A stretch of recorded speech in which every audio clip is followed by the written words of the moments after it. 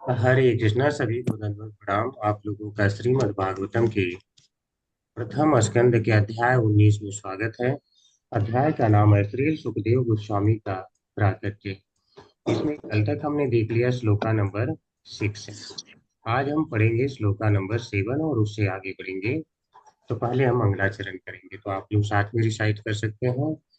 नारायणं नमस्कृत्य नारायणं नारायणं नमस्कृत्य नमस्कृत्य नरं चैव नरोत्तमं नरं चैव नरोत्तमं नरोत्तमं देवीं सरस्वतीं व्यासं देवीं सरस्वतीं सरस्वतीं व्यासं व्यासं ततो जयमुदीरये। ततो जयो जयमुदीरये। मुदीरये। नश्च प्रायेषु भद्रेषु नष्टायेषु नष्टायेषु भद्रेषु नित्यं भागवत सेवया नित्यं भागवते सेवया सेवया भगवती उत्तमा श्लोके भगवती उत्तमा श्लोके उत्तमश्लोके भक्तिर्भवति नैष्ठिके भक्तिर्भवति भक्तिर्भवति नैष्ठिकी। नैष्ठिके।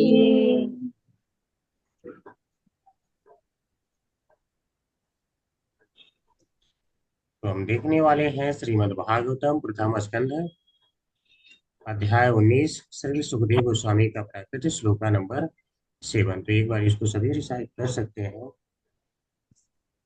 इति इति व्यवच्छेद्य स पांडवीयः इति व्यवच्छिद्य स पाण्डवेयः इति इति व्यवच्छेद्य स पांडवीयः इति व्यवच्छिद्य इत्यवच्छेद्य स स पाण्डवेयः पाण्डवेयः प्रायोपवेशं प्रतिविष्णुपद्याम् प्रायोपवेशं प्रायोपवेशं प्रतिविष्णुपत्नम् प्रतिविष्णुपद्याम् दधौ मुकुन्दाङ्घ्रिमानन्यभावो दधौ दधौ मुकुन्दाङ्घ्रिमण्यभावो मुकुन्दाङ्घ्रिमन्यभावो मुनिव्रतो मुक्तसमस्तसङ्गः मुनिव्रतो मुनिव्रतो मुक्तसङ्गः मुक्तसमस्तसङ्घः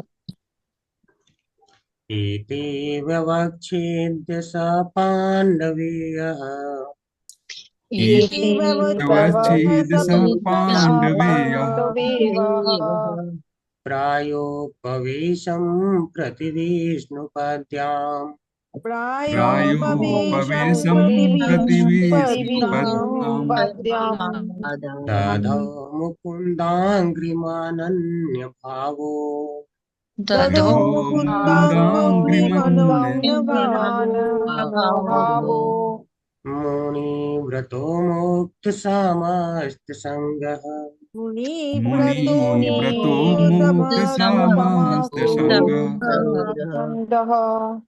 शब्दार्थ इति इस प्रकार व्यवच्छेद्य निश्चय करके सह यानी राजा परीक्षित पांडवीय पांडवों की योग्य संतान प्राय उपवेशम आमरण उपवास के लिए प्रति की ओर वैष्णुपद्या गंगा नदी के तट पर भगवान विष्णु के चरणों से निकलकर दधौ त्याग दिया।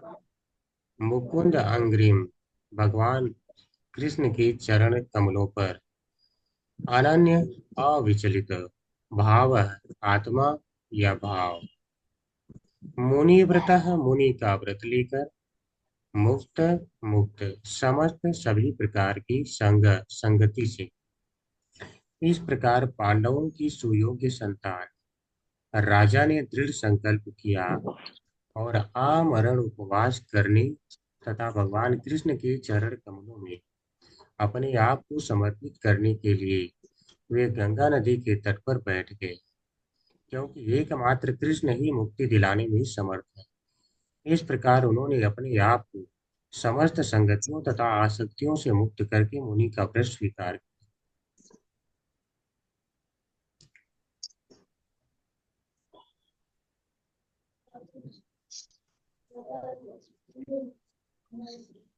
ओम नमो भगवते वासुदेवाय।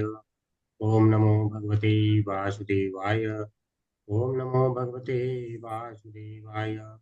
ओम अज्ञानतिमिरान्धस्य ज्ञानञ्जनशलाकया चक्षुरोन्मिलितं येन तस्मै श्रीगुरुवे नमः। श्रीचैतन्यमनोभीष्टमष्टात्तमेन भूतले स्वयं रूप तदा मह्यं ददाति स्वपदान्तिकं। वन्देऽहं श्रीगुरुं श्रीयुतपदकमलं श्रीगुरून् वैष्णवांश्च श्रीरूपं साग्रजातं सागररघुनाथान्वितं तं सजीवं साधुरितं सावधूतं परिजनसहितं कृष्णचैतन्यदेवं श्रीराधाकृष्णपादान् सगललिता श्रीविशाखान्वितांश्च नमो ओं विष्णुपादाय कृष्णप्रेष्ठाय भूतले श्रीमते भक्तिवेदान्त स्वामिनि नामिने नमस्ते सारस्वते देवे गौरवाणी प्रचारिणे निर्विशेषा शून्यवादी पाश्चात्य देशतारिणे पाञ्चाकल्पतरुभ्यश्च कृपासिन्धुभ्येव च पतितानां पावनेभ्यो वैष्णवेभ्यो नमो नमः। हे कृष्ण करुणा सिन्धु दीनबन्धु जगत्पते गोपेश गोपिकान्त राधाकान्त नमोऽस्तुते तप्त काञ्चन गौरांगी राधे वृन्दावनेश्वरी वृषभानुसुते देवी प्रणमामि हरिप्रिये। जय श्री कृष्ण चैतन्य प्रभु नित्यानंद श्री अद्वैत गदाधर श्रीवासादि गौरभक्तवृंद नमो महावदन्याय कृष्ण प्रेम प्रदायते कृष्णाय कृष्ण चैतन्य नामनि गौरीशे नमः। हरे कृष्ण कृष्ण कृष्ण हरे हरे हरे राम राम राम हरे हरे हरे कृष्ण कृष्ण कृष्ण हरे हरे हरे राम राम हरे हरे हरे कृष्ण कृष्ण कृष्ण हरे हरे हरे राम राम हरे हरे। हरे कृष्ण सभी को।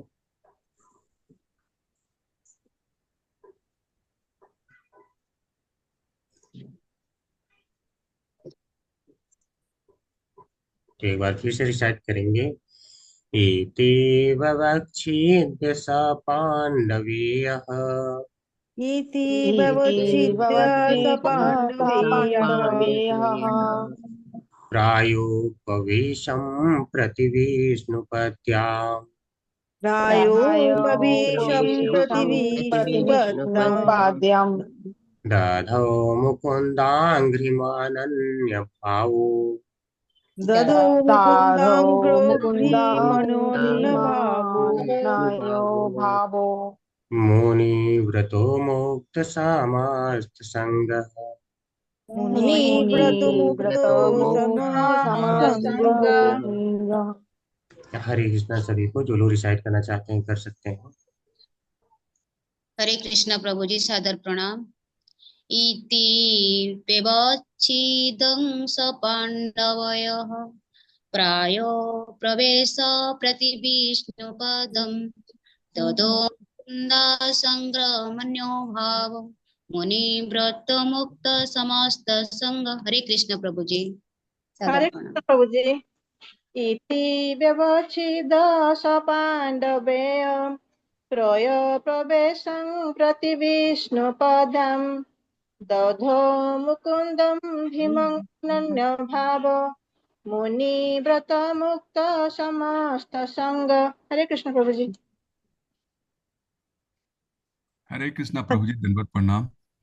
इति व्यवस्थित स पांडवेयः प्रायोपवेशं प्रविष्णुपद्यां दो मुकुन्दग्रिमनन्यभावो मुनिव्रतो।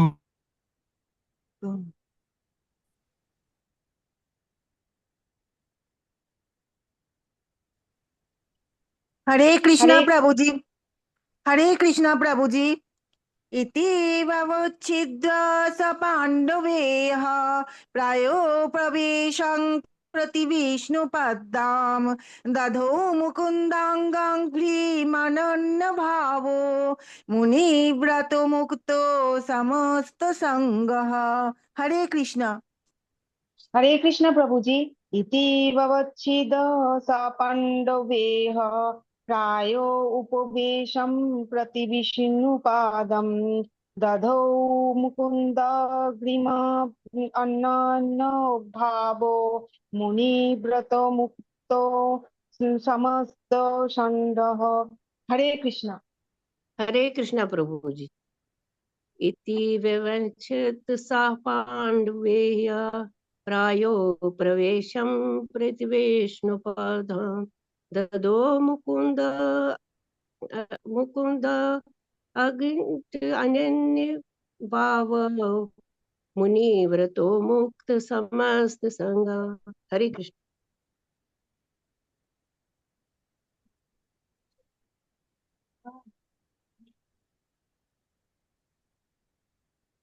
हरे कृष्ण प्रभु जी। इति व्यवच्छेद्य स पाण्डवेयः प्रायोपवेशं प्रति विष्णुपद्यां ददो मुकुन्दाङ्घ्रिमनन्यभावो मुनिव्रतो मुक्त समस्त संगः। हरे कृष्ण।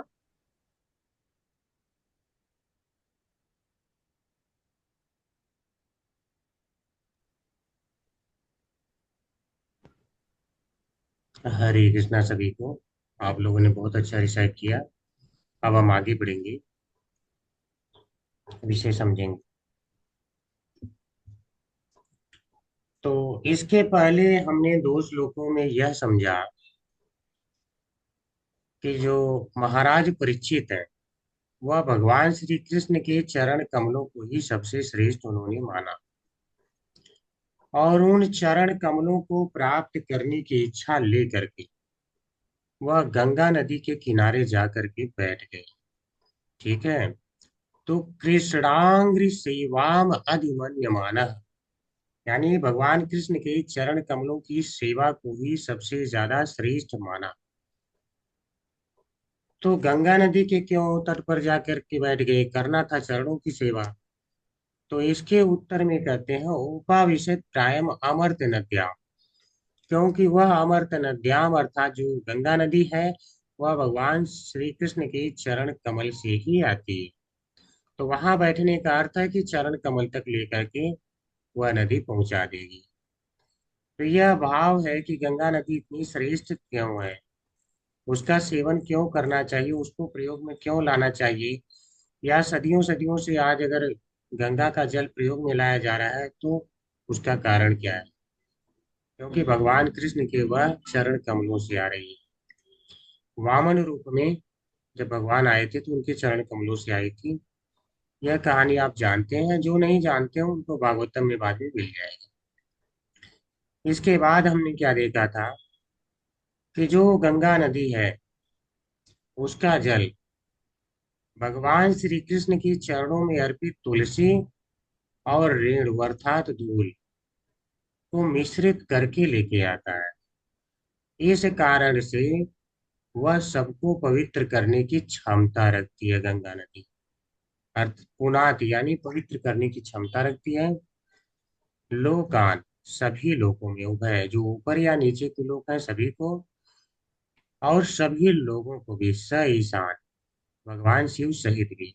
इसलिए सभी लोगों को गंगा नदी का सेवन अवश्य करना चाहिए। हमने गंगा नदी के महत्व को देखा था। अब इस श्लोक में आगे बता रहे हैं कि इस प्रकार पांडवों की सुयोग्य संतान, सुयोग्य संतान कौन है, महाराज परीक्षित करे राजा ने दृढ़ संकल्प किया। तो देखिए भक्ति में क्या है, मूलतः दृढ़ संकल्प है। भगवान यहाँ तक कह देते हैं अब चेत सुदुराचारो बस्ते माम अनन्य पाक साधुरेव समन्तव्य सम्यक व्यवसितो ही सह, सम्यक व्यवसितो ही सह, व्यवसितो ध्यान वह देना है। ठीक है। तो अर्थात दृढ़ निश्चय करके, अगर उसने दृढ़ निश्चय कर लिया है तो पापी से पापी व्यक्ति को भी भगवान शुद्ध बना देते हैं। कह रहे हैं उसे साधु ही जानो क्योंकि क्षिप्रम वेद धर्मात्मा, उसे मैं शीघ्र ही धर्मात्मा बना देता हूँ। और क्या होता है, शाश्वत शांति में गच्छति, शाश्वत शांति प्राप्त करता है। शाश्वत शांति हम जानते हैं केवल भगवान के धाम में प्राप्त होती है, अर्थात वह भगवान के धाम को प्राप्त करता है। ठीक है। तो इस प्रकार से राजा ने दृढ़ संकल्प ली।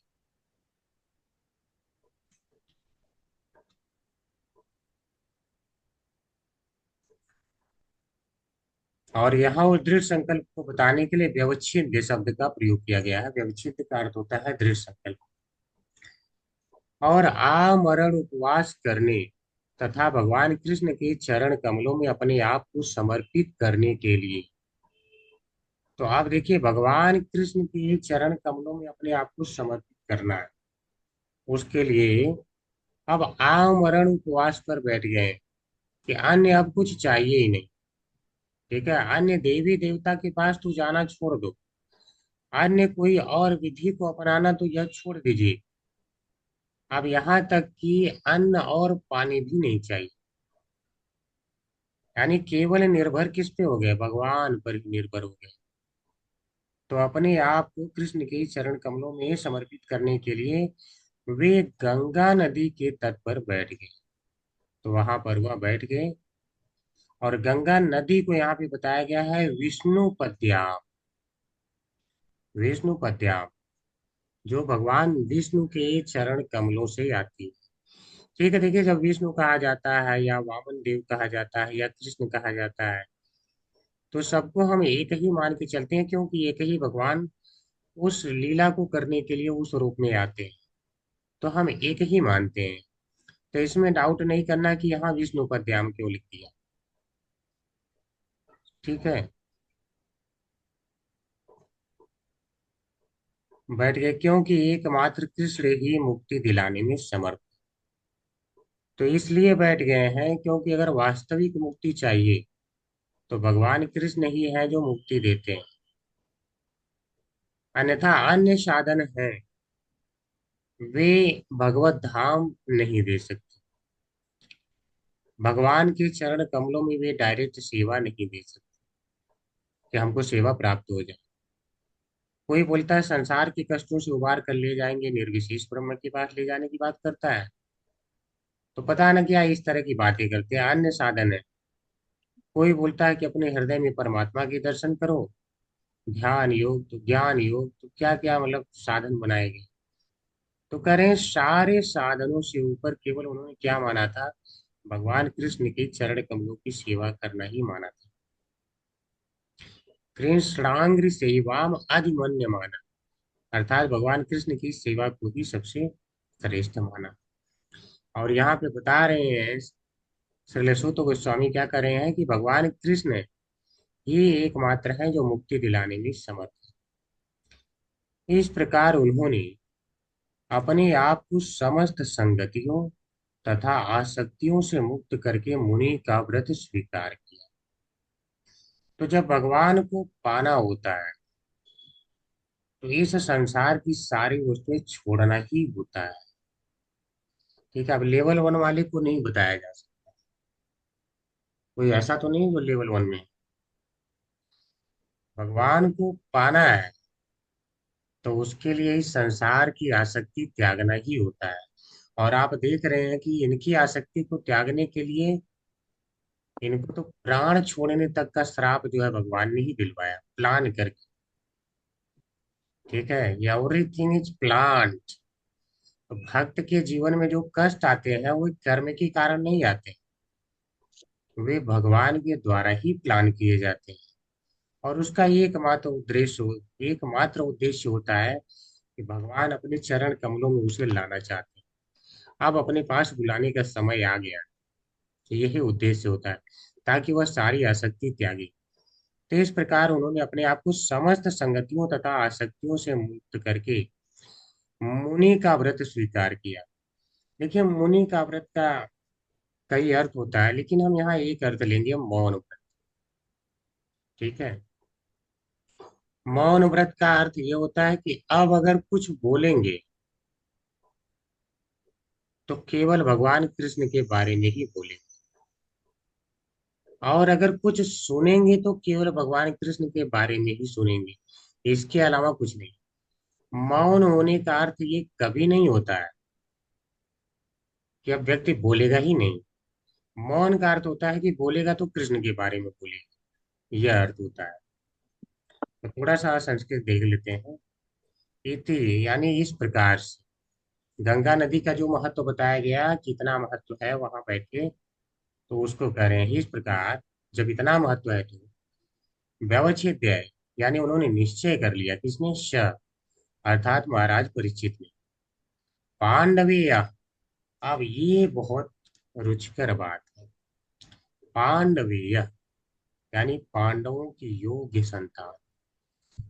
देखिए, योग्य संतान कहने का भाव ये है कि इनके पूर्वजों ने भी इसी प्रकार से सब कुछ त्याग करके भगवान के चरण कमलों में अपने आप को समर्पित किया था, और भगवान के चरण कमल की उन्हें प्राप्ति हुई है। आपने देखा, जब महाराज युधिष्ठिर है, जब उन्होंने जान लिया कि भगवान इस धराधाम से चले गए हैं, तो उन्होंने क्या है, तुरंत ही निकल लिया था घर से कि अब जो है अपने आप को भगवान के चरण कमलों में समर्पित करना, उन्हीं का ध्यान करना है। और वहां पे क्या आया था, एक शब्द था, अनअपेक्ष मारह। अर्थात उन्होंने अन्य किसी की अपेक्षा नहीं की कि थोड़ा सलाह ले लेता हूँ, भीम तुम भी चलोगे, अर्जुन तुम भी चलोगे, या द्रौपदी चलोगी, ठीक है, ऐसा कुछ नहीं, कोई अपेक्षा नहीं। सीधे वहां से वो चल दिए थे, राज्य सौंप दिए और चल दिए। तो इनके जैसे पूर्वजों ने किया है। अब लोग कहेंगे ठीक है, राज्य सौंपने के बारे में तो सोचे नहीं।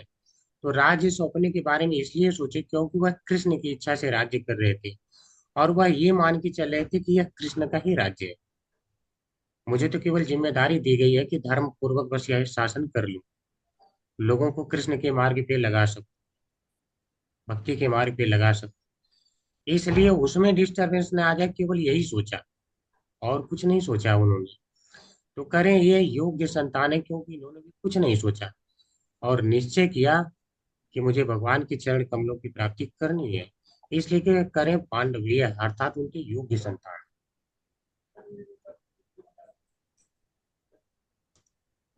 प्रायोपवेशम यानी आमरण उपवास के लिए।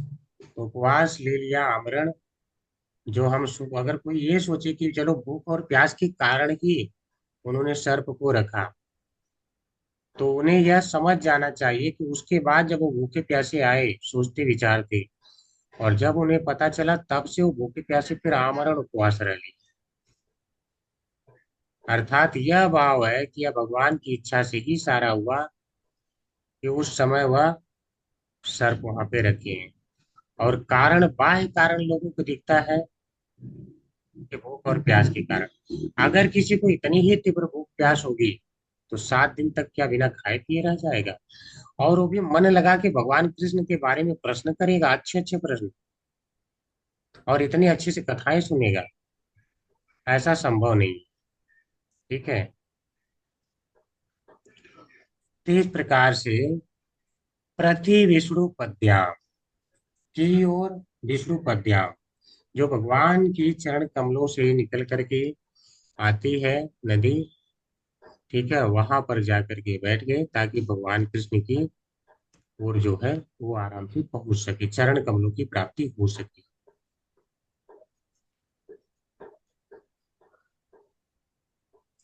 दधौ यानी त्याग दिया उन्होंने। क्या त्याग दिया? यानी मुक्त समस्त संग। इस प्रकार से उन्होंने त्याग करके अपने आप को समस्त आसक्तियों से, संगति से उन्होंने अपने आप को मुक्त कर लिया। और मुकुंद आंग्रिम अनन्य भाव। मुकुंद आंग्रिम यानी भगवान कृष्ण की चरण कमलों पर अनन्य भाव का अर्थ होता है अविचलित भाव से। अविचलित भाव से कि भगवान कृष्ण की चरण कमलों की ही प्राप्ति करनी है, इसके अलावा अन्य कुछ नहीं, अनन्य। अब अन्य कहीं नहीं, किसी देवता की अपेक्षा नहीं है, किसी अन्य देवी की अपेक्षा नहीं है, बस भगवान श्री कृष्ण के चरण कमलों की प्राप्ति करनी है। इस प्रकार से उन्होंने मुनि व्रत लेकर के वहां पे बैठ गए।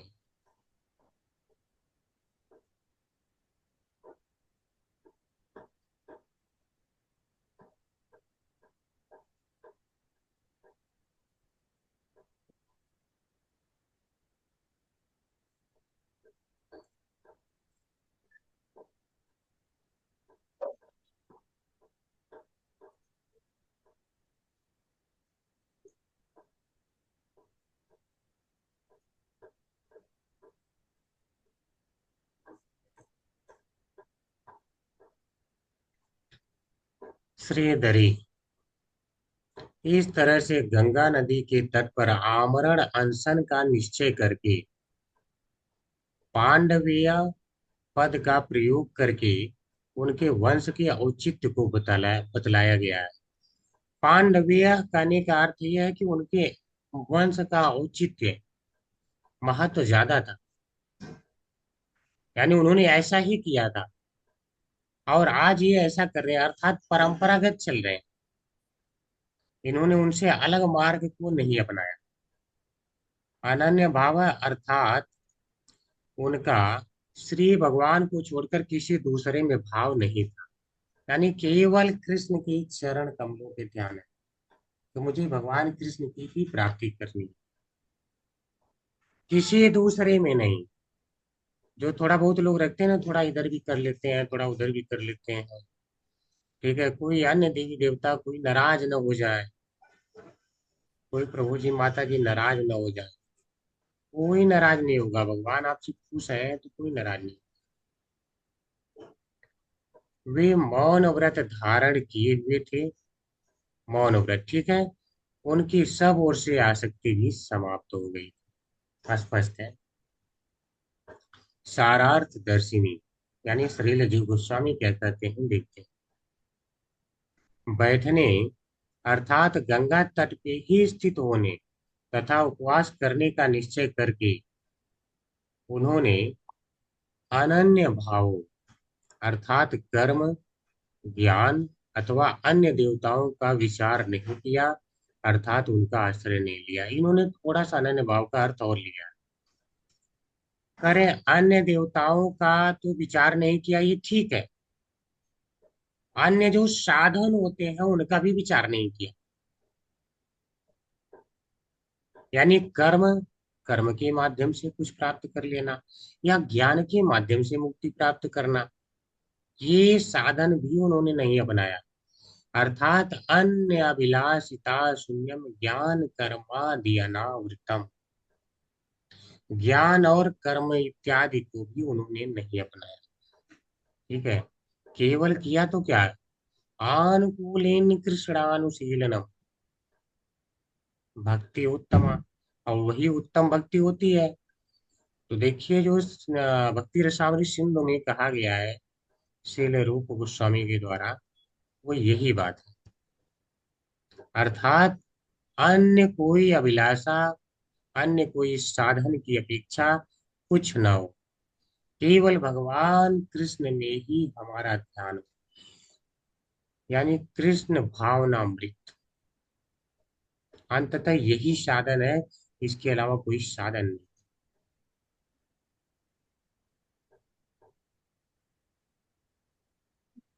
ठीक है, अमित प्रभु जी अनम्यूट नहीं हो पा रहे हैं।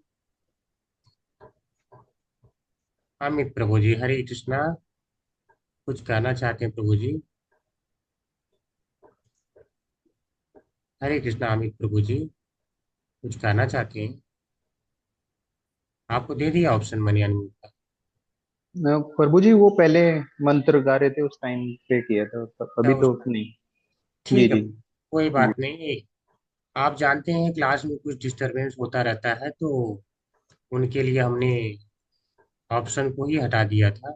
इस कारण से आप ही नहीं अनम्यूट हो पा रहे हैं, ठीक है। लेकिन प्रश्न पूछने के लिए सबको ऑप्शन दिया जाए,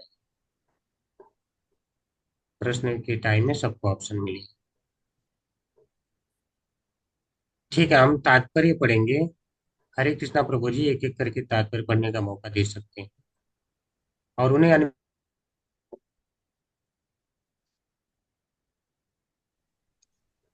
अनम्यूट का ऑप्शन देंगे तभी वो लोग बोल पाएंगे। हरे कृष्णा अमरेंद्र प्रभु जी।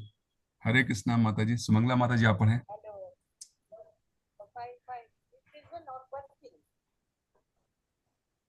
उन्हें अनम्यूट का ऑप्शन दीजिए।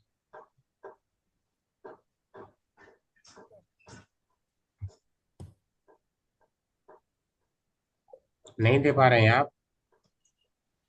ठीक है सुमंगला माता प्रभु जी, जी आपका अनम्यूट का ऑप्शन हो गया। हरे कृष्णा माता जी, हरे कृष्णा प्रभु जी, दंडवत प्रणाम। तात्पर्य श्रील प्रभुपाद की जय। श्रील प्रभुपाद जी के द्वारा गंगा का जल देवों समेत तीनों लोकों को पवित्र करता है, क्योंकि यह भगवान विष्णु के चरण कमलों से निकलता है।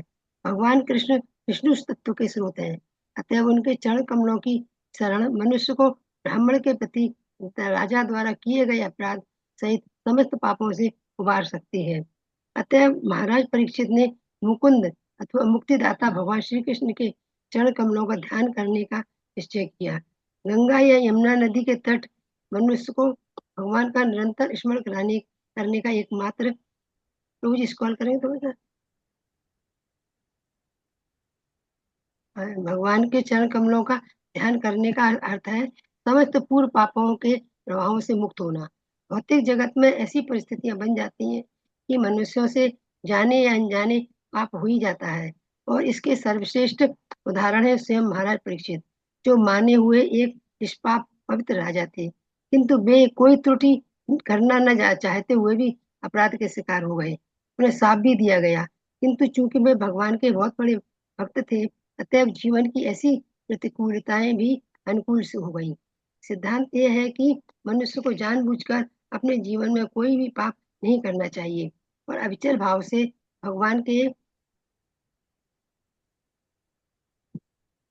भगवान के भगवान के चरण कमलों को स्मरण रखना चाहिए। ऐसी ही दशाओं में भक्त को मुक्ति मार्ग में नियमित प्रगति करने में भगवान सहायक होंगे और इस तरह भक्त को भगवान के चरण कमल प्राप्त हो सकेंगे। यदि भक्त से कोई आकस्मिक पाप हो भी जाता है तो भगवान इस शरणागत को सभी पापों से बचा लेते हैं। इसकी पुष्टि सभी शास्त्रों में हुई है। स्वपाप स्वपाप मूलम भजता प्रियस्य त्यक्तान्य भावस्य हरि हरि परेशः विकर्म यच्चोत्पतितं कथचित्तः धुनोति सर्वं हृदि सन्निविष्टः। हरे कृष्ण। प्रभु जी दंडवत प्रणाम। हरे कृष्णा जी। देखिए, यहाँ कहा गया है गंगा का जल देवों समेत तीनों लोगों को पवित्र करता है, जैसा कि हमने पिछले श्लोक में देखा था। लोकान, क्या हमने देखा था? पुनाति लोकान उभयत्र शेषान, यानी सारे लोगों को, यहाँ तक कि शिव जी को भी, और तीनों लोगों को पवित्र करता है। तीनों लोगों से होकर के गंगा नदी कैसे आई है ये आप जानते हैं, तो इसीलिए वो गंगा नदी के किनारे बैठे हैं, क्योंकि यह भगवान विष्णु के चरण कमलों से निकलता है। तो पवित्र क्यों कर पाता है? तो वह क्षमता बता रहे हैं, क्योंकि भगवान कृष्ण के चरण कमलों से निकलता है, और भगवान कृष्ण की चरण कमलों से निकली हुई जो तुलसी है और भगवान कृष्ण के चरण कमलों की रज है उसमें रहती है, इस कारण से उसमें पवित्र करने की क्षमता रहती है। अब करें भगवान कृष्ण विष्णु तत्व के स्रोत, अतएव उनके चरण कमलों की शरण मनुष्य को ब्राह्मण के प्रति राजा द्वारा किए गए अपराध सहित समस्त पापों से उबार सकती है। देखिए, कहने का भाव ये है कि भगवान विष्णु क्या करते हैं, सभी को पवित्र कर देते हैं, सभी के जिसके भी जो पाप होते हुए हर लेते हैं। तो जब भगवान विष्णु जो है सबके पापों को हर लेते हैं, तो यहाँ जो है उनके भी स्रोत भगवान कृष्ण है। तो जब कोई कृष्ण की ही शरण लेगा, तो क्या अगर ब्राह्मण के प्रति अपराध किया तो उसको नहीं हर पाएंगे वे? तो कह रहे हैं उसके भी प्रति अपराध हो गया है, गलती से हो गया, तो उसको वो हर लेते हैं।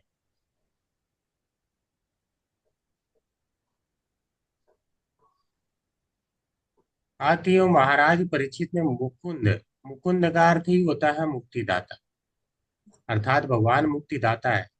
कोई पाप अपराध अगर किसी से बन गया है तो उससे मुक्त केवल भगवान कृष्ण ही करवा सकते हैं।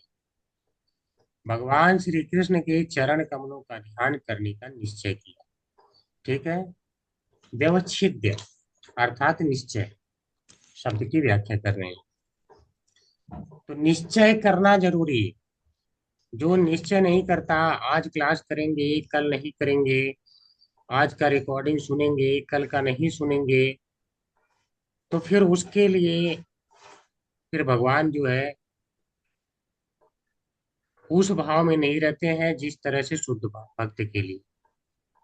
ये जो निश्चय कर लेता उसके लिए है कि उसको अवश्य भगवान की चरण कमलों की प्राप्ति होगी। एक उदाहरण से समझते हैं। मान लो एक पिता है जो बहुत, जिसके पास पैसे हैं, उसका एक ही पुत्र है। अगर उस पुत्र को पिता की सारी संपत्ति पाना है तो बस केवल एक काम करना पड़ेगा। उसे निश्चय करके पिता के साथ रहना पड़ेगा, पिता की थोड़ी बहुत सेवा करते रहना है,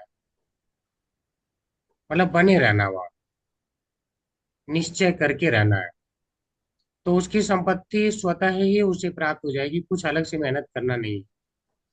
तो भगवान के चरण कमलों की अगर सचमुच में प्राप्ति करनी है तो व्यक्ति को निश्चय जरूरी है।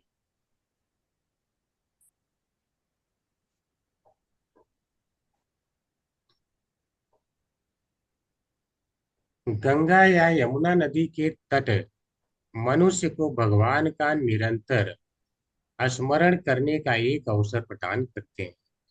ठीक है, जैसे व्यक्ति गंगा नदी के तट पे जाता है तो तुरंत क्या याद होता है, अरे भगवान की चरण कमलों से आई है ये, तुरंत उसे अवसर प्राप्त हो जाता है।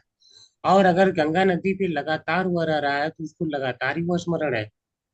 जब जब जाएगा, जब जब उसका सेवन करने जाएगा तो यह स्मरण उसको होगा कि ये भगवान की चरण कमलों से आई। लेकिन कौन स्मरण कर पाएगा? अगर प्रश्न यह हो, क्या सभी स्मरण कर पाएंगे? चलिए एक प्रश्न ये पूछ ही लेते हैं, अनम्यूट ऑप्शन सबको देता हूँ, कौन कौन बताना चाहता है? प्रभु जी, अनम्यूट। जिसने चरण कमल की सेवा करने का निश्चय लिया हो। ठीक है, वो कर लेगा। और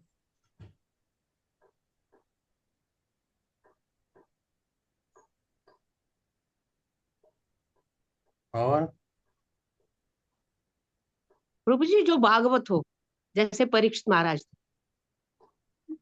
ठीक है, और कौन स्मरण कर सकता है? कोई और? कोई नहीं बताना चाहता है? ठीक है, इस फिर पर अनम्यूट। भगवान की कृपा हो। अनम्यूट का ऑप्शन अभी हटा रहा हूँ। ये अनम्यूट का ऑप्शन मैंने दिया ही नहीं था क्या? मैंने दिया ही नहीं है, ठीक है, अब नहीं अब दिया दिया पर है। हाँ, अब कोई नहीं। दिया है, ठीक है। तभी तो कोई बता ही नहीं रहा है। ठीक है, और कोई बताना चाहता है? प्रभु जी, जिसने हमेशा उसका शुरू से ही भगवान के नाम का अभ्यास किया हो, वही आखिरी समय भी भगवान का नाम ले सकता है। आखिरी समय में नहीं, प्रश्न यहाँ ये है, गंगा नदी के तट पे जाके किसको भगवान कृष्ण की याद आएगी, अच्छा, नदी के तट ये प्रश्न है। पे भगवान के भक्त को ही याद आएगी, मतलब। ठीक है, अब कोई नहीं बताना चाहता, अब अनम्यूट का ऑप्शन समाप्त। ठीक है, अब जो है उसका उत्तर ये है कि जो भगवान की कथाएं सुना है उसको ही स्मरण हो पाएगा। जो कभी भगवान की कथाएं सुना ही नहीं, साधु संग किया ही नहीं, उसको ये स्मरण ही नहीं आएगा गंगा को देख के कृष्ण का। जो ये कथा सुना है कि कैसे कैसे गंगा नदी यहाँ पे आई है, तो वह जैसे जाएगा, अच्छा भगवान के चरण कमलों से आई, वो कथाएं सुना है, उसको तुरंत याद आएगा। आप लोग अब श्रीमद् भागवतम पढ़ के जाएंगे तो आपको तुरंत याद आएगा, अच्छा परीक्षित महाराज गंगा नदी के तट पे बैठे थे, क्योंकि गंगा नदी भगवान कृष्ण के चरण कमलों से आती है। अब आपको अलग से प्रयास नहीं करना पड़ेगा। जैसे गंगा नदी देखेंगे, यमुना नदी, यमुना नदी को देख के कृष्ण का स्मरण आएगा, क्यों? अरे भगवान ने यहाँ पे अपने चरण कमल डाले, इसमें डाले हैं, भगवान इसके किनारे लीलाएं किए हैं, इसमें भगवान ने नहाया है, अपने गौओं को स्नान कराया है। तो जो कथाएं सुनते हैं उन्हें ही स्मरण रहता है।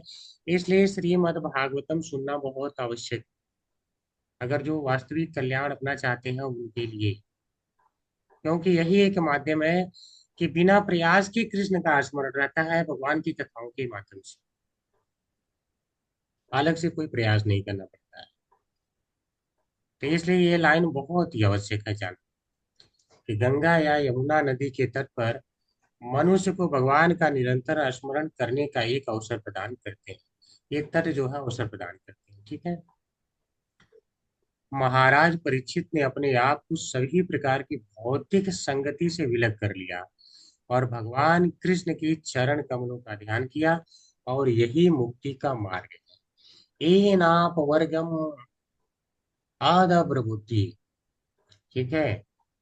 अब हे जे खगेंद्र ध्वज पाद मूलम, अर्थात मुक्ति का अर्थ ये भगवान के चरण कमलों की प्राप्ति। यह आप लोग पढ़ चुके हैं पीछे। तो मुक्ति का अर्थ ही है भगवान के चरण कमलों की प्राप्ति। समस्त प्रकार की भौतिक संगति से मुक्त होने का अर्थ है आगे और कोई पाप न करना। बहुत सुंदर अर्थ लिए हैं प्रभुपाद जी ने। अगर कोई कहे कि मैं देखो कोई चीट भी कर सकता है, धोखा, मैं सारी संगतियों से मुक्त होके आया हूं, मैं बैठ गया, क्या सचमुच में सारी संगतियों से मुक्त हो गए हो, सारी आसक्ति से मुक्त हो? अगर सही में हो तो फिर आगे भी पाप नहीं करोगे, क्योंकि व्यक्ति आसक्त होता है चीजों में तभी पाप करता है।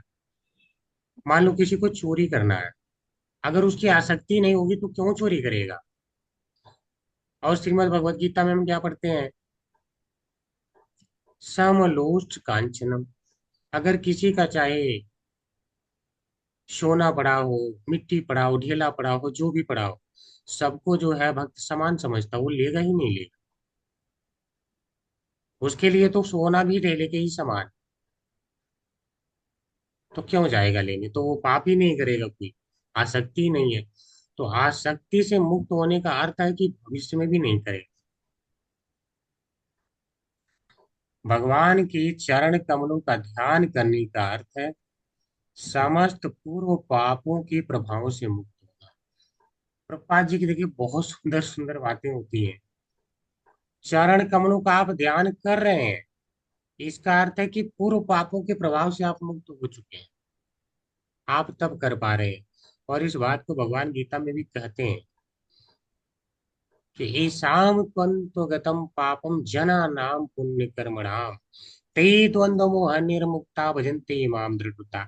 जिसके पूर्व समस्त पाप नष्ट हो चुके हैं, वे समस्त द्वंद्वों से मुक्त होकर मेरे चरण कमलों का ध्यान कर पाते हैं। भजन्ते माम दृढ़ता, मेरा भजन कर पाते हैं। ईशाम त्वंतो गतम पाप, यानी पापों का अंत हो गया। तो अब परीक्षित महाराज अगर ध्यान कर पा रहे हैं तो ये मत समझिए कि ध्यान करने के बाद पाप कटेंगे। ठीक है, अब वो कथाएं सुन लेंगे उसके बाद ही कटेंगे। वास्तव में इनके पूर्व पाप सारे नष्ट हो चुके हैं। और अगर सही बताऊं तो भगवान के कथनानुसार कि वही ते द्वंद्व मोह निर्मुक्ता भजन्ते माम दृढ़ता, यानी मेरा भजन कीर्तन वही कर पाते हैं या सुन पाते हैं कौन? जिनके पाप नष्ट हो गए। अगर नष्ट नहीं हुआ तो विचलित तो होगा, वो यहाँ वहां ऐसे ढूंढता रहे, हमेशा कुछ न कुछ उसके जो है बहुशाखा अनंत बुद्धियो व्यवसायी नाम। जो भगवान के चरण कमलों पे नहीं ध्यान लगा पाते हैं तो उनकी बुद्धि कहाँ रहती है? बहुशाखा अनंत, कभी यहाँ कभी वहां भागती रहती, कहीं भागती रहती है, कुछ न कुछ और ही जगह पे रहती है। भौतिक जगत में ऐसी परिस्थितियां बन जाती हैं कि मनुष्यों से जाने या अनजाने पाप हो जाता है। और इसके सर्वश्रेष्ठ उदाहरण स्वयं महाराज परीक्षित हैं, जो माने हुए एक निष्पाप पवित्र राजा थे। इनसे कभी इसके पहले पाप नहीं हुआ, तो कोई ऐसा उदाहरण नहीं मिलता। ये मत सोचिए कि हम अगर कोई पाप ही नहीं करेंगे तो हम बंधन में नहीं आएंगे। आप पाप नहीं करेंगे तो अनजाने में तो पाप को रोक लेंगे क्या? आप चलते चलते किसी चींटी को भी नहीं दबाएंगे क्या? आप सब्जी अपने लिए पका रहे हैं तो क्या जो है कोई आपसे कीड़ा इत्यादि न मर जाएगा, वो न कट जाएगा? ऐसा कर पाएंगे क्या? या श्वास लेंगे तो बहुत से कितने बैक्टीरिया शहीद हो जाते होंगे। ठीक है, तो आप समझिए क्या वो रोक लेंगे? कुछ नहीं रोक सकते हैं। जाने अनजाने बहुत से पाप होते रहते हैं। सारी कर्म बंधन से मुक्त है होने का एक ही उपाय कि जो आप करें भगवान के लिए करते रहें। तो इन्होंने दृढ़ निश्चय किया कि अब जो करना है, यानी कथाएं सुनना है तो केवल भगवान की कथा है, अन्य कुछ बातें ही नहीं सुनना। कुछ लोग सोचते हैं थोड़ा सा न्यूज सुन लें, थोड़ा सा ये कर लें, थोड़ा ये भी तो जानना जरूरी है। देखिए भौतिक संसार में रहना है तो जानना जरूरी है, लेकिन सही में जाना है तो कोई जरूरी नहीं है, बाहर जाना है तो नहीं जरूरी। जैसे मान लो कि जेल पे आपको जेल से निकलने का आज दिन आ गया हो किसी के कैदी का, और जेल से वो निकल जाएगा 5 मिनट बाद निकलने वाला, और तब तक जेल में कोई बहुत भयंकर न्यूज आ जाता है, तो क्या हो जाएगा न्यूज सुनने। और या मान लो 5 मिनट में उसको कोई लगा गाली देने या दो थप्पड़ ही मार दिए, तो क्या उनसे मारपीट करने जाएगा कि मारपीट करके और मैं ही उलझ जाऊं, फिर से वो जेल में बंध जाएगा, कर्म बंधन में बंध जाएगा। और अगर कुछ नहीं किया तो जेल प्रशासन उनको दंड, प्रशासनिक जो भी है उनको दंड देंगे, और इसको तो बाहर जाना ही निकल जाएगा। अब क्या ये जेल से बाहर निकल गया तो वो अब उसको पकड़ सकते हैं? कभी नहीं, उनकी परिधि से बाहर है। तो इस प्रकार से ये संसार जो जेल की भांति बनाया गया, जिसको सचमुच में निकलना है तो अन्य भाव हर त्याग करने ही होते हैं सभी प्रकार के। कहीं भी बुद्धि आपकी नहीं जाना चाहिए। व्यवसाय आत्मिका बुद्धि रेके है कुरुनंदना। केवल भगवान की जो भक्ति में मन लगाते हैं उन्हीं की बुद्धि दृढ़ रह पाती है, ऐसा गीता में भगवान कहते हैं। बाकी लोगों की भागती रहती है, भोग ऐश्वर्य प्रसक्ता राम त्याग है चित्ती चित साम। व्यवसाय आत्मिका बुद्धि समाधो न विदित। भोग ऐश्वर्य में है उनकी बुद्धि लगती ही नहीं एक जगह, भगवान में तो लगती ही नहीं बिल्कुल ही। किंतु वे कोई त्रुटि करना न चाहते हुए भी अपराध के शिकार हो गए, उन्हें शाप भी दिया गया। किंतु चूंकि वे भगवान के बहुत बड़े भक्त थे, ध्यान दीजिए, अतएव जीवन की ऐसी प्रतिकूलताएं भी अनुकूल हो गई। ये थी प्रतिकूलता, श्राप मिला तो उन्हें दंड मिल गया, लेकिन उसको भी क्या, वो भी अनुकूल हो गया। भागवतम सुनने का मौका, भगवान के धाम जाने का मौका, सीधे अनुकूल। तो सिद्धांत क्या समझ में आता है? तो कृपा जी करें, सिद्धांत यह है कि मनुष्य को जानबूझकर अपने जीवन में कोई पाप नहीं करना चाहिए, जानबूझ के नहीं करना, और अविचल भाव से भगवान के चरण कमलों का स्मरण रखना चाहिए। दो काम, जानबूझ के कोई पाप नहीं, दूसरा भगवान के चरण कमलों का स्मरण, अर्थात आप भगवान के अनन्य भक्त हैं तो। उस कंडीशन में क्या है, तो करें ऐसी दशाओं में भक्त को मुक्ति मार्ग में नियमित प्रगति करने में भगवान सहायक होंगे। अर्थात अब आपकी सहायता कौन करेगा? भगवान करेंगे। क्या है आप कर रहे हैं? जब आप जानबूझ के पाप नहीं कर रहे हैं और सदैव कोशिश कर रहे हैं अविचल भाव से भगवान की चरण कमलों में ध्यान करना, दो कार्य, तो उस समय सहायता करते हैं भगवान। निश्चय भगवान डायरेक्ट कर रहे हैं। क्या कहते हैं? तेषाम अहम समुद्धरता गीता में, यानी मैं उनका उद्धार करता हो जाता हूँ। ठीक है, मैं ही आविशित चेतसाम, जिनकी बुद्धि निश्चित रूप से मुझ में लगी रहती है उनके लिए। कहाँ से? मृत्यु संसार सागर। तेषाम अहम समुद्धरता मृत्यु संसार सागरात भवामि न चिरात पार्थ मयि आविशित चेतसा।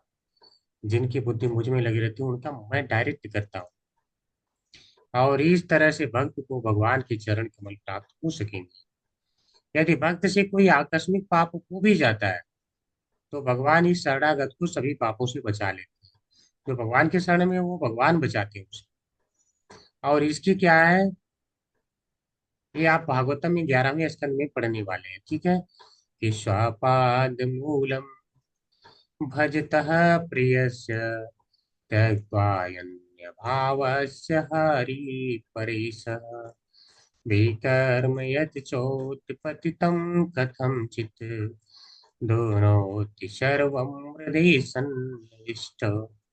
ये वाला वो श्लोक है। ठीक है, इस श्लोक को आप समझिए, कृपा जी ने वहां समझाया नहीं है, तो हमारी कोशिश है कि आप थोड़ा समझें। स्वपाद मूलम भजता, इसका अर्थ होता है जो अनन्य भाव से श्री भगवान के ही चरण कमलों का भजन करता है। स्वपाद मूलम यानी भगवान कृष्ण के। कैसे भजन कर रहा है? त्यक्ता अन्य भावस्य, यानी और जिसने दूसरी सारी भावनाओं का त्याग कर दिया, अन्य अब उसी का उन्हें आशा नहीं, तो प्रिय से अतएव वे जो भगवान का प्रिय, तो ऐसे लोग भगवान के अत्यंत प्रिय हो जाते हैं। तो कथमचित किसी प्रकार से, यह तो जो कुछ उत्पतितम भी कर्म, पाप उत्पन्न हो जाता है, यानी उनसे अनजाने में अगर कोई पाप हो भी जाता है तो तत्सर्वम उस सब को, यानी उन सभी पापों को हृदय, उसके हृदय में सन्निविष्ट बैठे हुए, यानी भगवान बैठ करके पर ईशा, यानी जो भगवान परमेश्वर है, हरि, श्री हरि, दोनों की नष्ट कर देते हैं, वो उसे नष्ट कर देते हैं। ठीक है। अनुवाद है, जिस मनुष्य ने अन्य सारे कार्यकलापों को त्याग कर भगवान हरि के चरण कमलों की पूर्ण शरण ग्रहण कर लिया है, वह भगवान को अत्यंत प्रिय है। समझ गए? सारा त्याग दिया तो भगवान को बहुत प्रिय हो जाता है। ऐसे तो भगवान कहते हैं समोहम सर्वभूतेषु न मयि देशस्ति न प्रिय। फिर क्या कह देते हैं कि जो मेरे भजन कीर्तन में लगते हैं वो मेरे जो है मई च तेषु च अप्रिय। ठीक है, तो इस प्रकार से वे मेरे प्रिय हैं और मैं उनके लिए हूँ। वे मेरे मित्र हैं और मैं उनका भी हूँ। तो भगवान ऐसा कहते हैं। निसंदेह यदि ऐसा शरणागत जीव संजोग बस कोई पाप कर्म कर्मी बैठे, संजोग बस करें, ऐसा नहीं कि जानबूझकर, तो प्रत्येक हृदय के भीतर स्थित भगवान तुरंत ही ऐसे पाप के फल को समाप्त कर देते हैं। इसमें भी आचार्यों ने कई प्रकार की टीकाएं भी की हैं। अगर इस श्लोक को थोड़ा समझना चाहते हैं तो बस समझिए, बहुत अच्छी तरह से समझाएं भगवान पाप को हटाते कैसे। इससे पहले के श्लोक में भक्त के विहित कर्म की निवृत्ति कही गई है। इस श्लोक से निषेध विधि तथा प्रायश्चित कर्म की निवृत्ति बताते हैं। ठीक है। त्यक्त्वा अन्य भावश्य, अर्थात जो लोग देह में अथवा देवतांतर की भावना छोड़ देते हैं, यानी अब देह में भी कोई आसक्ति नहीं रह गई है और किसी अन्य देवता में भी नहीं आ सकती है, केवल भगवान कृष्ण में, यानी अन्य सब कुछ त्याग चुके हैं। इसलिए ऐसे व्यक्तियों की निषिद्ध कर्म में प्रवृत्ति नहीं होती, अर्थात उनकी प्रवृत्ति तो पहली बात होती ही नहीं है कि वे कोई गलत कार्य करें, पाप करें। यदि प्रमादवश किसी प्रकार से पाप कर्म हो ही गया तो उसको भी श्री भगवान श्री हरि भी नष्ट कर देते हैं। समझ गए? अगर गलती से हो जाता है तो उसको भगवान कृष्ण नष्ट कर देते हैं। यदि कहें यम उसको ना माने तो यम यम माने यमराज, कि भगवान कृष्ण उसको नष्ट करना चाहे और यमराज ही न माने, बोले नहीं इसने तो पाप किया, चाहे जैसे भी किया तो ठीक है, ना माने तब। तो इस पर कहते हैं परेशा। परेशा का यहाँ दूसरा अर्थ लिया गया है, अर्थात श्री भगवान श्वेत रसमस्त जीवों के स्वामी। इसका अर्थ है जो श्री भगवान है स्व इतर समस्त, स्व इतर यानी अपने को छोड़ करके जितने समस्त लोग हैं उनके भगवान स्वामी है, यानी पर ईश्वर सबके स्वामी तो भगवान कृष्ण है। तो कौन आज्ञा नहीं मानेगा? यमराज कैसे मना कर देंगे? अर्थात यमराज मना नहीं कर सकते। बहुत अच्छा रुचकर टीका है ना। करें यदि कहें कि श्रुतियां और स्मृतियां श्री भगवान की आज्ञा है और उस अपनी आज्ञा भंग को भगवान कैसे सह सकते हैं? अब बात यह है कि भगवान ने ही श्रुतियां स्मृतियां बनाया और उसके अनुसार अगर कोई पाप करेगा तो दंड तो मिलना ही चाहिए, ये भगवान की आज्ञा है। ये तो धर्म है, धर्मम तो साक्षात भगवत प्रीतम। तब बताइए, तो भगवान अपनी ही आज्ञा भंग कर देंगे? तो इसको बताने के लिए कहते हैं, इस पर कहते हैं प्रिय शिवा भगवान का प्रिय जीव होता है, अर्थात जो अन्य भाव से कर रहा है वह क्या है? भगवान का प्रिय है। वो यही बात वहां कहते हैं श्रद्धावान यो भजते माम स में युक्त तमो प्रिय, यानी जो श्रद्धा पूर्वक भगवान की भक्ति करता है वह भगवान को अत्यंत प्रिय बन जाता है। ठीक है, और यहाँ ये वैसे ही कर रहा है तो भगवान का वह प्रिय है। और जब प्रिय है तो प्रिय के लिए नियम नहीं होते हैं। समझ गए? प्रश्न होता है कि श्री भगवान का भक्त अपने पापों के विनाशार्थ उनका भजन तो करता ही नहीं। अब अच्छा प्रश्न है, भगवान का भक्त तो पाप नष्ट करवाने के लिए गया ही नहीं ना भगवान के पास, तो भगवान क्यों नष्ट करते हैं? इसका क्या कारण है? तो कह रहे हैं उत्तर यह है कि भगवान उस भक्त के हृदय में स्वयं सन्निविष्ट रहते हैं और वस्तु शक्ति किसी की प्रार्थना की अपेक्षा नहीं करती। अर्थात जैसे मान लो कोई जहर खा ले, तो वो चाहे जाने जहर खाने पे कोई मरता है या नहीं, वो मरेगा ही मरेगा। तो इसी प्रकार से जो भगवान है उसके हृदय में बैठे हैं, और भगवान ने क्या दिया कि श्रद्धावान यो भजते माम सामी युक्त तमो प्रिया। जो इस श्रद्धा पूर्वक मुझसे युक्त रहता हूँ मेरा सबसे प्रिय होता है। तो फिर क्या है, वह किसी की अपेक्षा नहीं करते हैं क्योंकि हृदय में रहते हैं। बस तुम प्रिय होगे तो हटा देंगे। अपेक्षा नहीं करते हैं कि अब कहोगे भगवान मेरे पाप हटा लो। आप नहीं कहेंगे तो ही भगवान हटा लेते हैं। ठीक है। श्रील जी गोस्वामी से समझाते हैं, ये तो श्रीधर स्वामी समझाए थे। करें हृदय में रहने के कारण है कि उसने अनन्य भाव से भगवान की शरण ली है। भगवान पाप नष्ट क्यों कर देते हैं? क्योंकि वे हरि हैं। हरि, इन्होंने हरि शब्द पे ज्यादा जोर दिया है। अर्थात स्वभाव से ही सर्वदोष हरने वाले हैं। हरि का अर्थ होता है हर लेने वाला दोषों। तो ये सारे पापों को हरने वाले ही हैं, और हरि का ही भजन कर रहा है तो हरि लेंगे। आश्चर्य क्या है। ऐसा करने में वे समर्थ भी हैं। इसको कहने के लिए करें परिसर से कहा गया है, यानी वे सभी के क्या है, वे सबसे श्रेष्ठ है। वे करते भी हैं क्योंकि भक्त उनको प्रिय होता है, यानी प्रिय से। ऐसा कोई मान लो श्रेष्ठ हो और आपके लिए कार्य ही न करे तो करे नहीं, वो करते भी हैं क्योंकि भगवान के भक्त भगवान को प्रिय है। भगवत भक्त स्वेच्छा से कदापि पाप नहीं करता है, परंतु जैसा ऊपर उल्लिखित है, भौतिक जगत एक ऐसा स्थान है जहाँ व्यक्ति को अनिच्छा पूर्वक पाप करना पड़ता है। यानी कुछ न कुछ पाप तो बनते ही रहते हैं। ऐसे आकस्मिक पापों के प्रभावों से स्वयं को बचाने का सर्वोत्तम उपाय भगवान के चरण कमलों का सतत स्मरण करना है।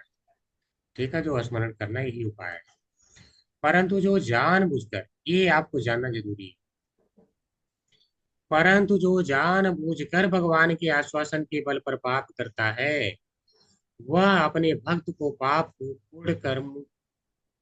पूर्ण प्रभावों से बचा लेंगे। वह सबसे बड़ा पाप करता है। समझिए, जो जानबूझ के पाप करता है, अरे भगवान है ना, जैसे इतने से बचाए वो बचा लेंगे, तो कह रहे हैं वह सबसे बड़ा पाप करता है। और ऐसे व्यक्ति के लिए भगवान के पाद पद्मों का सतत स्मरण है करने के द्वारा भी कोई मुक्ति नहीं है। पाद पद्मों अर्थात भगवान के चरण कमलों का चाहे ऐसा व्यक्ति सतत स्मरण करे। अगर जानबूझ के पाप कर रहा है तो इसको नाम के बल पे पाप करने का अपराध माना जाएगा। ठीक है। ऐसे दुराग्रही अपराधी के लिए कर बंधन के चंगुल से मुक्त होने की कोई संभावना नहीं है। समझ गए। हरे ये कृष्णा सभी को। तो आज यहीं पे हम विराम लेंगे, और अब सभी को अनम्यूट का ऑप्शन है, अगर किसी का कोई प्रश्न है तो कर सकते हैं। हरे कृष्णा, दंडवत प्रणाम प्रभु जी। हरे कृष्णा माता जी, धन्यवाद प्रणाम। प्रभु जी ये ना एक 9वां अध्याय का ना जो है विषम स्तुति, इसके वो चाहिए हमको। श्रीधर की टीका है आपके पास इसकी? ऑलरेडी ग्रुप में डाल दिया माता जी, आपको तो बहुत पहले डाल दिया था हमने। तो आप 9वें इसका अध्याय? मतलब ग्रुप नहीं देखती हैं? 10 अध्याय नहीं, तक 10 डाला है, 9वां भी डाल। नहीं, 10 का तो है, 9वें का तो नहीं है मेरे पास। 9वें का डाला था, और किस सबको मिल गया है ना? ऐसा कोई है जिसे नहीं मिला?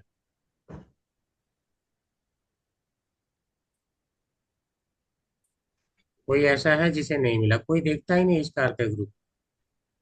एक साथ ही डाला था, एक ही दिन डाला था। हम्म।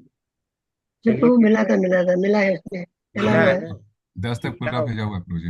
मिला है ना? चलिए फिर से डाल देंगे। अमरेंद्र प्रभु जी आपके पास है ना, आप शेयर कर दें। मेरे को 9वें का चाहिए आज। ठीक है, शेयर कर दीजिएगा प्रभु जी। और नहीं होगा आपके पास, नहीं होगा तो मुझे बताइएगा। देखिए, मेरा कहने का मतलब यह है कि हम इतना परिश्रम कर रहे हैं आप लोगों के पीछे। ठीक है, सबके पास सब लोग ये संसार, भौतिक संसार में बिजी हैं, तो हम कैसे खाली हो सकते हैं। लेकिन इतना परिश्रम कर रहे हैं आप लोग, केवल ग्रुप खोल करके देखने का समय नहीं है कि क्या डाला गया क्या नहीं वहां पे डाला गया है। ये तो गलत बातें हैं। कितना किसी ने परिश्रम किया है ये बनाने के लिए पीडीएफ, ऐसे थोड़े ना बन गया है। सारी टीकाएं संस्कृत में लिखी हैं, कितना मेहनत करना पड़ा होगा जाके अनुवाद हुआ हो। इस भाव को कैसे भक्त समझेंगे। ठीक है, आचार्यों ने इतना परिश्रम किया हमारे लिए, बहुत परिश्रम कर डाला है। ठीक है, उसकी हम कल्पना नहीं कर सकते। हम लोग तो केवल लाभ उठा रहे हैं। ठीक है, और किसी का कोई प्रश्न।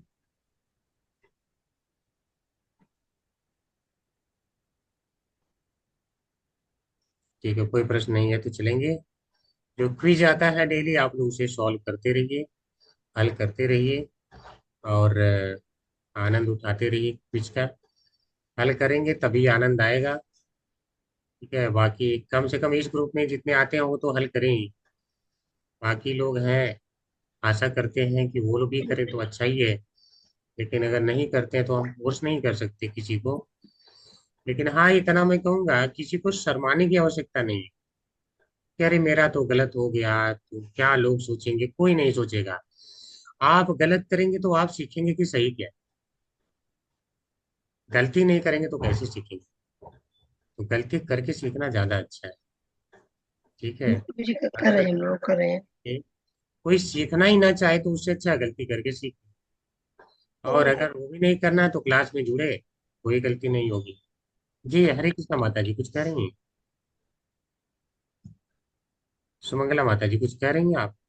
प्रभु जी वो तीसरे श्लोक की रिकॉर्ड बोल पेपर नहीं मिला इसका, और तो सारे सॉल्व करके डाल दिए, भेज दी मैंने। तीसरे। जैसे 19वें अध्याय के तीसरा श्लोक की पेपर नहीं देखा मेरे को। अच्छा, रिकॉर्डिंग नहीं मिली आपको। नहीं, रिकॉर्डिंग नहीं, पेपर जो है, प्रश्न बैंक क्वेश्चन पेपर। अच्छा अच्छा। कोई माता जी है, देखा तो मैंने गौर से हाँ देखा हाँ, वो है। कर भी लिया। पहला वो दूसरा तो तो भेज दिया मैंने करके, और चौथा नहीं नहीं, पांचवा तीसरा भी वो छठवां भी दूसरे करके भेज दिया। ग्रुप में होगा माता जी, मतलब जो दूसरा ग्रुप है उसी में। अच्छा, मैंने उसमें तो ऐसा। किया उसको। अच्छा, ऐसा है, दूसरे ग्रुप में हाँ देखो। हाँ, इसलिए आया है। अच्छा ठीक है, तीसरे श्लोक का। हाँ, जी देखती हूँ। हाँ हाँ। ठीक है। और तब छह तक तो करके भेज दिए मैंने। ठीक है ठीक है, और किसी का भागवतम की प्रभु कोई। जी, हरे कृष्ण प्रभु जी प्रभु जी। एक चीज मुझे जी प्रभु जी जी। एक चीज मुझे पूछनी थी। जो हम भगवान के चरण कमलों पे वो तुलसी पत्ता या तुलसी दल लगाते हैं, उसका क्या करना चाहिए प्रभु जी? प्रसाद को तो ठीक है, जो प्रसाद चढ़ाते हैं। जी, प्रभु जी शेयर नहीं करना है, उसमें डाल दीजिएगा। ठीक है, कोई बात नहीं, ग्रुप में शेयर डाल दीजिएगा। शेयर करने की आवश्यकता नहीं। ठीक है प्रभु जी। हाँ, ग्रुप में डाल दीजिएगा। ऑलरेडी मैंने शेयर किया, मैं तो बता रहा हूँ, मैं किया हूँ, मुझे सब पता रहता है। जी प्रभु जी। हाँ, अभी भगवान की कृपा चल रही है, अभी तक याददाश्त है। तो अभी तक सब याद रहता है, क्या कर रहे हैं हम, क्या कह रहे हैं, सब याद रहता है।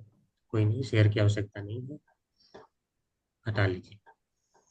ठीक है माता जी, तो अच्छा, चरण कमलों पे जो आप अर्पित कर रही हैं उसका क्या हाँ करना है। हाँ प्रभु जी। हाँ प्रभु जी। जी जी। तो अगर जो चरण कमलों पे अर्पित कर रही हैं, प्रसाद को तो प्रभु जी पता है। वो भी प्रसादम ही है माता जी। आप उसे अच्छा, आप वो पा भी भी प्रसाद। सकती हैं, वो पा सकती हैं। और अगर नहीं पा रही हैं तो उसको जो है फिर किसी पेड़ की जड़ इत्यादि में आप जो है वहां पे डाल सकती हैं। ठीक है ना। ठीक है प्रभु जी, धन्यवाद। मैं उसे तो यही करती थी, लेकिन मुझे डाउट था तो मैंने सोचा चलो क्लियर कर लेती हूँ। गलत तो लेकिन नहीं हो रहा है। ना ना, बिल्कुल पैर में ना लगने पाए, वो ध्यान रखना है। नहीं हरे नहीं, वो तो कृष्ण है प्रभु प्रभु जी। जी। जी, हरे कृष्णा भगवान के माता जी। चरणों कमलों का है तो। जी जी, और किसी का जी माता जी। हरे कृष्ण प्रभु जी, दंडवत प्रणाम प्रभु जी। मुझे मतलब ये पूछना है कि फ्राइडे सैटरडे पल्लवी माता जी की क्लास रहती, मतलब वो भागवतम और दूसरे दूसरे भी पढ़ाते हैं, तो ये क्लास मिस हो जाए तो और सेम आप, टाइम पे रहती है प्रभु जी। तो कोई बात नहीं माता जी, तो रिकॉर्डिंग तो जाती है ना, वो सुना करिए। ऐसा तो है नहीं कि हम रिकॉर्डिंग उस दिन नहीं भेजते हैं, कि आज आप क्लास नहीं सुन पाए तो हम रिकॉर्डिंग भी नहीं भेजें ताकि आप जान ही ना पाए। ऐसी नहीं यहाँ नहीं किसी की भावना तो है नहीं। नहीं प्रभु जी, वही रिकॉर्डिंग ही सुन रहे हैं। नहीं, हाँ अभी आपने बोला था क्लास मिस कर रहे हो कैसे, तो वो क्लियर कर दिया कि उनकी क्लास रहती तो वो अटेंड करते हैं। जी जी, तो कोई बात नहीं, आप कोई क्लास अटेंड कर रही हैं, भागवतम क्लास अटेंड करने से मतलब है। और साथ में ये है कि अगर क्लास मिस हो रही है तो रिकॉर्डिंग आप लोग सुने, ताकि आप लोग अगले क्लास से लिंक कर सकें। ठीक है, और किसी का जी कुछ? धन्यवाद प्रभु जी। हरे कृष्ण। ठीक है, तो चलेंगे आज। वाञ्छा कल्पतरुभ्यश्च कृपा सिन्धुभ्येव च पतितानां पावनेभ्यो वैष्णवेभ्यो नमो नमः। अनंत कोटि वस्तु वृंद की जय। जय प्रभुपाद की जय जय। जय महादेव की जय। जय जय जय। हरे कृष्णा, सभी को दंडवत प्रणाम। हरे कृष्ण हरे प्रभु। कृष्णा प्रभु जी, दंडवत प्रणाम। प्रणाम। हरे कृष्ण।